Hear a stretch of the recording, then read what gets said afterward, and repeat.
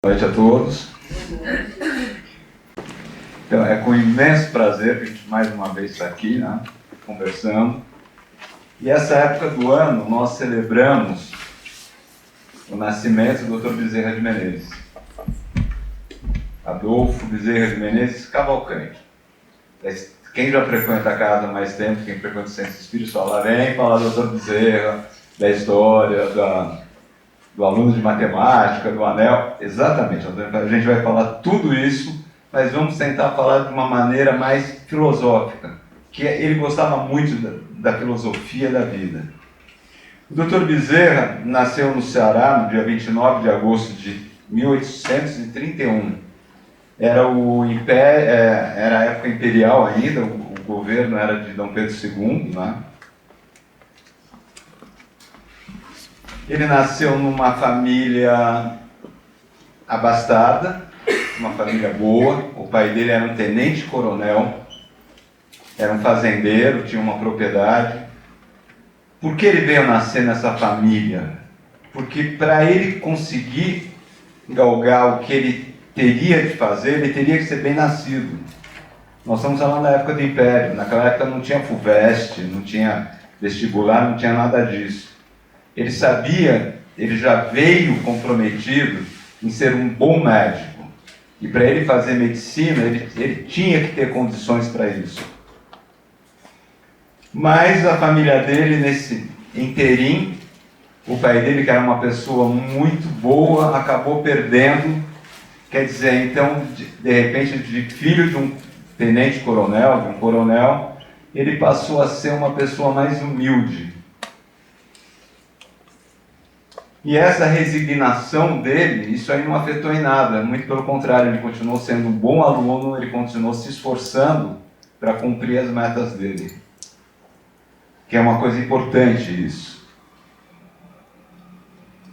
Mas, com muito trabalho, com muitas dificuldades, a família teve que mudar de cidade, ele nasceu numa vilazinha que chamava Riacho do Sangue. Depois eles foram morar mais para o Rio Grande do Norte, acabaram voltando para Fortaleza, quando ele tinha uns 15 anos, e foi em Fortaleza que ele terminou o estudo preparatório, para, a partir daí, poder ir para o Rio de Janeiro para cursar o curso de medicina. Mas isso aí tinha um custo alto. Mas ele sabia que aquele era o dom dele. Aquilo era realmente o talento que ele tinha, e ele falava para o pai, e o pai era uma pessoa muito boa. E a família se virou, arrumou um pouco de dinheiro e ele conseguiu ir para o Rio de Janeiro. Infelizmente, nesse mesmo ano que ele foi para o Rio, o pai acabou falecendo. Mas lá no Rio de Janeiro, o bom Adolfo Bezerra de Menezes começou o curso de medicina. E logo, morando numa pensão, diferentemente dos colegas dele, que todos vinham de famílias boas, que eram mais abastados, que eram ricos, que saíam, que passeavam, que frequentavam os bordéis da época do Império, que era aquela coisa imperial, o Dr. Bezerra ficava estudando, ficava mais quieto. Ele não tinha condições, realmente ele não tinha dinheiro para levar essa vida de farra que os demais faziam. Mas ele se dedicava com prazer a isso. Ele tinha essa certeza que a medicina seria uma forma dele ajudar o maior número possível de pessoas. Ele colocar em prática o talento dele. E é justamente nesse meio, de lá para cá, ele dava umas aulas de filosofia, que ele gostava muito. Na biografia dele, há pessoas que digam que ele era um ótimo aluno de matemática, há aqueles que falam que ele tinha dificuldades em matemática. Aí entra a história do aluno. Um dia, ele estava muito preocupado, porque ele estava devendo na pensão, ele estava devendo na faculdade o curso dele, e bate na porta um aluno querendo aulas de matemática. E ele tinha um problema sério, que ele não sabia cobrar direito. Que ele achava que aquilo que Deus tinha dado para ele, ele tinha que distribuir aquilo para os outros da mesma forma. Mas ele estava precisando, ele chegou, fez um preço da aula, o aluno chegou e falou, não, doutor, eu vou lhe pagar 10 aulas. Não era doutor, na época era só Adolfo. Eu vou lhe pagar as 10 aulas. E deu um dinheiro a ele e precisava um troco. E dizem, há uma bibliografia dele que conta que quando ele entrou para pegar esse troco, o aluno desapareceu e nunca mais voltou. Há outros que falam que ele foi para a biblioteca estudar matemática para dar aula, mas mesmo assim o aluno nunca mais voltou.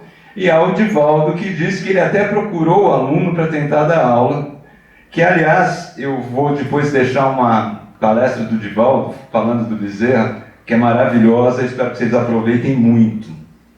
Porque o Divaldo é uma das pessoas que recebe o Dr. Bezerra nas psicografias dele e tudo mais, e ele pode nos trazer essa presença que nós que trabalhamos no passe, nós que trabalhamos nas salas de ajuda aqui do CRE sentimos, que é de ter ele sempre nos auxiliando, de uma forma amorosa, carinhosa, até parece que dá para a gente enxergar aqueles olhos azuis atrás da gente, nos cuidando. Mas vamos lá. A prática do bem através da medicina, o Dr. Bezerra se formou com 25 anos. Ele realmente não tinha condições de ter um consultório, mas um colega de classe dele o convidou para juntos montar um consultório no Rio de Janeiro. Mas eles não eram conhecidos, eles eram recém-formados. E o consultório deles não ia muito para frente, não tinha muita aceitação. E o Dr. Bezerra sempre na casa dele atendia aqueles mais necessitados. E as pessoas começaram a chegar. E aí que começou a fama dele de médico dos pobres. Dizem que muitas das vezes, só da atenção que ele dava ao paciente, o paciente já se sentia mais fortalecido. E a partir daí, iam para frente. Então, essa é uma parte da biografia dele, para a gente mais ou menos nos localizar. Tudo isso ainda é época do Império. Ele tem seus 25 anos, com 27 ele casou com a primeira esposa dele, que foi a Maria Cândida Lacerda, com quem ele teve 2 filhos. Ela veio, depois de 5 anos de matrimônio, ela acabou falecendo. Isso tudo, gente, eles eram todos muito novos. Essa esposa dele, quando eles casaram, ela tinha 14 anos, ele tinha 25, 26. Quer dizer, essa época era tudo mais... Era um pouco diferente de hoje em dia, né? E depois ele acabou contraindo o segundo matrimônio com uma irmã por parte de mãe, que é Cândida Augusta Lacerda Machado, com quem ele teve mais 7 filhos. E ela ajudou a cuidar dos 2 filhos. Essa época era uma época além de ser uma época do Império, era uma época dos escravos. E não se tinha naquela época funcionários, não se tinham empregados, tudo era muito difícil. O Dr. Bezerra, quando ficou viúvo da primeira esposa, teve muita dificuldade em criar os 2 filhos, um de 3 e um de 1 ano. Por isso que vem a segunda esposa para ajudar a criar esses filhos. Um acaba falecendo um pouco mais para frente, com uns 11, 12 anos. Aliás, a segunda esposa teve mais 7 filhos e, infelizmente, 5 filhos faleceram. Desses 7 filhos, um dos filhos tinha um problema muito sério, que era tratado como loucura na época, mas ele veio a descobrir que realmente era uma obsessão muito forte. Bom, eu estou adiantando um pouco a cronologia, mas vamos voltar ao que interessa. Naquele aluno de matemática, né, o que essa lição nos traz? Que o plano espiritual sempre está ao nosso lado para nos ajudar, nos cooperar. Quantos daqui já tiveram alguém que veio salvar a pele da gente? Eu já tive várias opções, várias ocasiões. que nós recebemos assim, o auxílio na hora que a gente menos espera. A missão do Dr. Bezerra era fantástica, ele foi preparado para trazer a doutrina espírita na época, é uma coisa maravilhosa, mas a nossa pequena missão de vivermos bem também é importante.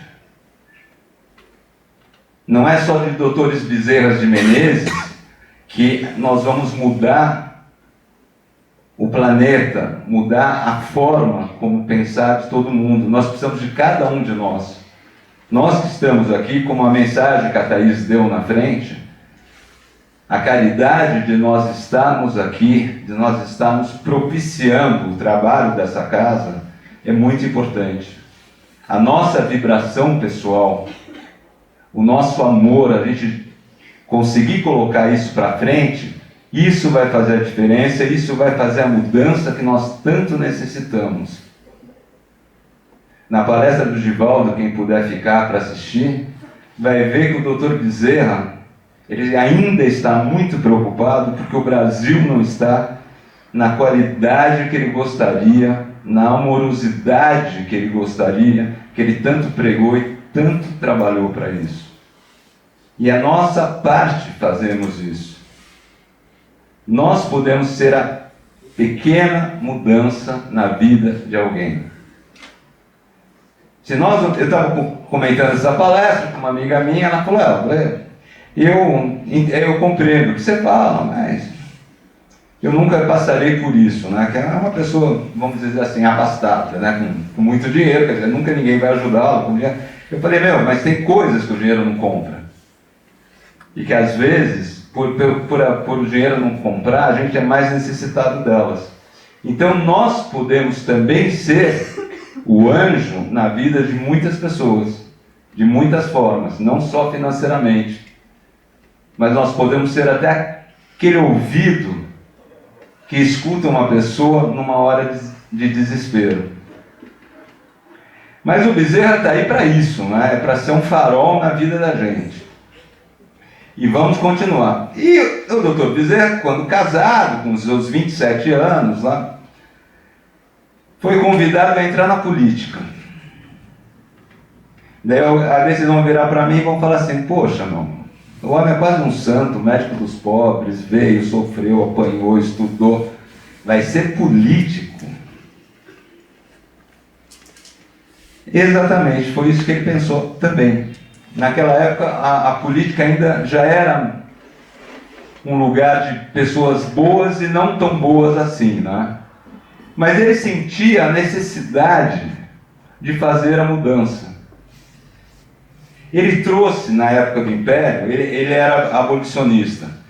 Ele se preocupava não só com o fim da escravidão, da escravatura. Ele se preocupava com o bem-estar das pessoas libertas a partir daí.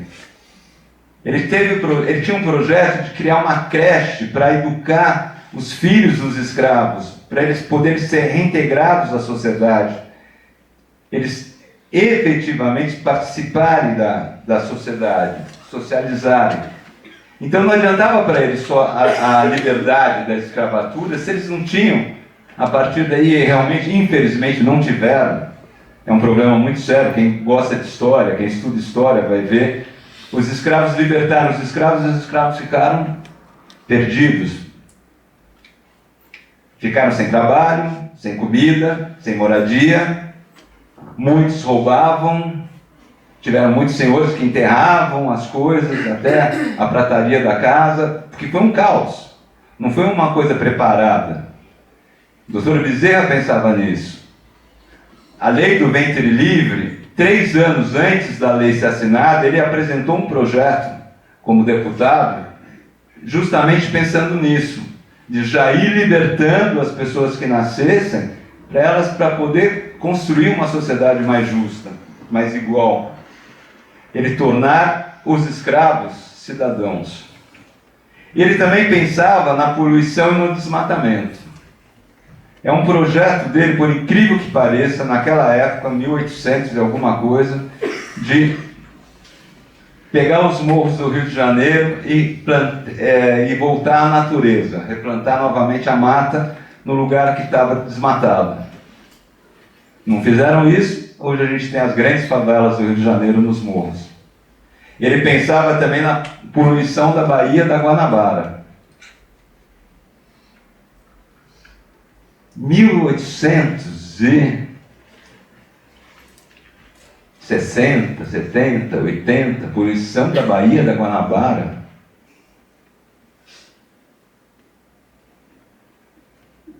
Ninguém levou a sério, né? E hoje em dia é o caos que é aquela baía inteira poluída, que todo mundo tenta despoluir, não consegue, porque eles não tiveram a visão que ele teve, que ele tinha. Então, o que isso nos lembra? Nós não precisamos ser políticos, mas nós temos responsabilidade em quem votarmos. Eu não vou falar de política aqui com vocês, mas saibam que a nossa decisão é importante, e por isso eu rogo que todos tenham muita paciência de escolher a pessoa certa. Indo mais para frente, ele também foi um grande escritor. Ele escreveu os livros de medicina, teve uma época que ele era responsável pelos artigos médicos, até que ele teve contato com o Evangelho segundo o Espiritismo. Kardec lançou na França o Evangelho, e alguns anos depois o Evangelho chegou aqui no Brasil. E o médico que fez a tradução do Evangelho, fugiu o nome, e eu também não escrevi, infelizmente, deu ao Dr. Bezerra uma cópia do livro. E ele, quando começou a ler, ele falou, nossa, ele era cristão, vindo de uma família cristã. Será que eu estou pecando de ler isso daqui? Mas não, quando ele pegou o livro dos Espíritos, que ele abria, ele via as perguntas e lia as respostas, ele falava, nossa, é assim como eu penso. Essa é a forma. Isso aqui está certo, isso aqui não está errado. E a partir daí ele passou a ter um interesse muito forte e começou a escrever uns artigos filosóficos. Ele escrevia no jornal O País, começou a escrever algumas coisas, e a partir daí a doutrina espírita começou a ser propagada pelo Império. Ele também ele escreveu livros de medicina, ele escreveu um livro sobre a seca no Nordeste, sobre a escravidão. Ele fez tradução do Kardec, as obras de Kardec, algumas. E até hoje, vários são os médiuns que produzem obras atribuídas a eles. É o caso do Chico, do Divaldo, do Francisco Assis Perioto, da Maria Cecília Paiva, da Ivone do Amaral Pereira, do Valdo Vieira, e por aí vai. Por quê? Porque o trabalho do Dr. Bezerra de Menezes não terminou. Ele continua no plano espiritual, cuidando de cada um de nós. Ele acha que é muito importante toda essa nossa forma de ser, todo esse trabalho a desenvolver. Na palestra do Divaldo, quem tiver paciência de assistir, ele vai dizer que no plano espiritual se comemora a data do desencarne. Aqui a gente comemora a data do nascimento, mas lá é a data do desencarne. Por quê? Porque é quando você volta para a pátria. Não vamos esquecer, nós somos espíritos encarnados. Nós voltamos para a nossa forma espiritual. E no plano espiritual, o Dr. Bezerra ainda continua fazendo um trabalho magnífico. Ele é diretor de alguns hospitais, ele tem uma equipe enorme que auxilia vários trabalhos, inclusive nós aqui da casa recebemos o auxílio dos auxiliares do Dr. Bezerra, embora muitas vezes ele se desdobre, mas a equipe do Dr. Bezerra sempre é presente nos nossos trabalhos. Isso é uma coisa muito importante. E as lições que ele deixou, nós só podemos aproveitar para seguir, né? Ele era uma alma elevada, totalmente desprendido da matéria, ciente dos objetivos maiores da existência, que é o amar e servir. Ele viveu para servir, ele amou viver. Tem circulando pela internet, uma frasezinha que eu gostaria de deixar para a gente pensar um pouco. A gratidão abre portas para novas bênçãos e nos conecta com a abundância do universo. Essa frase dizem que é dele, mas com certeza, se nós formos um pouco mais gratos, nós fizermos um pouquinho mais do nosso trabalho, nós vamos poder nos conectar a ele e sermos mais fortes, se Deus quiser. Obrigado.